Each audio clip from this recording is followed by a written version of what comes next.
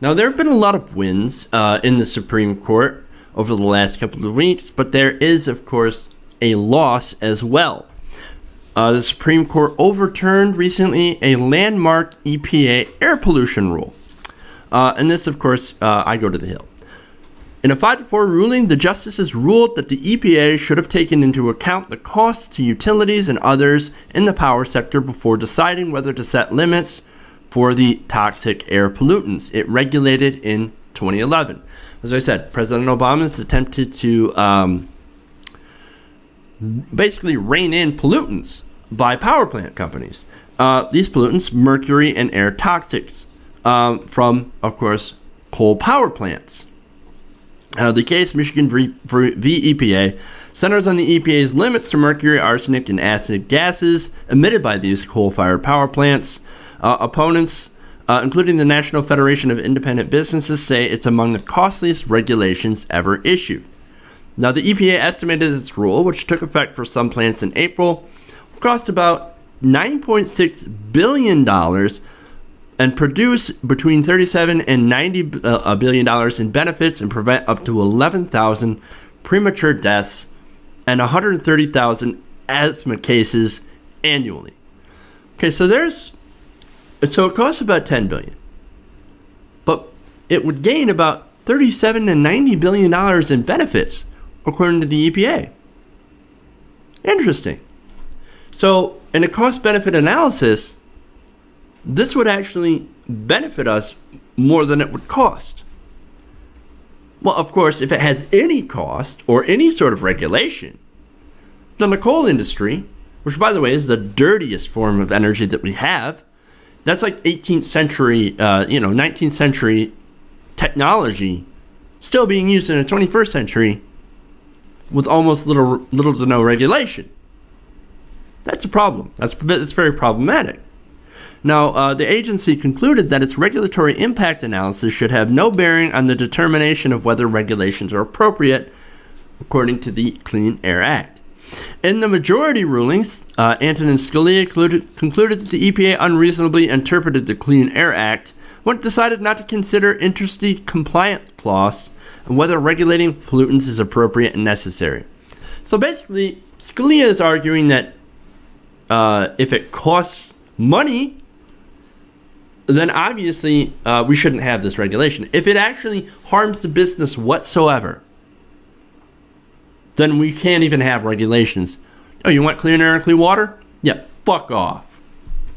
That's essentially what Scalia is saying. You want to have energy, but you want to have you also want to have clean air.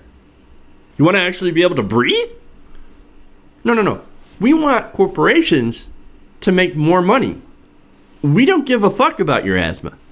We don't give a fuck about your air. We're rich anyway. If it comes down to it, we can buy our own air. So, no, we don't give a fuck. Obviously, we're going to rule on the side of corporations. Now, remember, the Roberts Court is the most pro-corporate court in history. They always rule on behalf of corporations, or almost always, and this is no exception. Now, the court wrote, while the agency is afforded a certain level of power to interpret the law, the EPA strayed well beyond the bounds of reasonable interpretation, concluding that cost is not a factor relevant to the appropriateness of regulating power plants. Beyond the bounds of reasonable interpretation. That is beyond the bounds. Amazing, right? Saying that we want to make sure that you have cleaner air.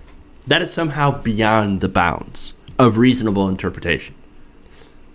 Saying that you can't put arsenic and acid gases into the air without any sort of check on them to reduce them. That is overstepping the bounds of reasonable interpretation. See what they consider as reasonable? That doesn't sound reasonable. Yeah, go ahead and just get all this pollution in the air. But if you try to regulate it, that's unreasonable. Really? That's unreasonable. Writing for the minority, Kagan said the EPA properly considered costs at a later stage of regulation. something that is done in other rules that the courts have allowed. She says, the majority decision that EPA cannot take the same approach here. Its micromanagement of EPA's rulemaking based on little more than the word appropriate runs counter to Congress's allegation of authority between the agency and the courts. Basically saying, it's your interpretation of the word appropriate. And when it comes to that interpretation, you're always going to side with the corporations, with the businesses, and not the people, and not the environment.